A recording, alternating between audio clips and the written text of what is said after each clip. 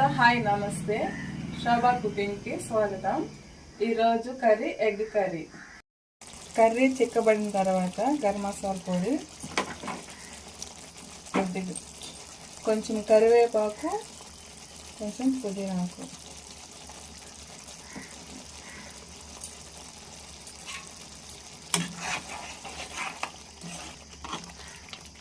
ఈ మిశ్రమాన్ని కలుపుకోవాలి.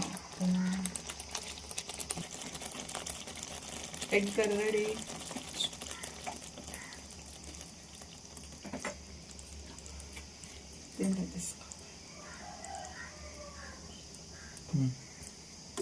గుమగుమలాడే ఎగ్ కర్రీ రెడీ అయిపోయింది ఫ్రెండ్స్. ఒకసారి టేస్ట్ చేసి చూద్దాం రండి.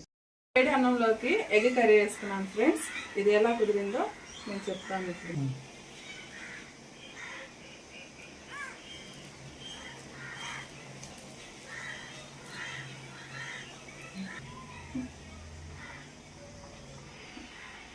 సూపర్ ఉంది. మరిన్ని వీడియోస్ కోసం మన ఛానల్ని సబ్స్క్రైబ్ చేసుకొని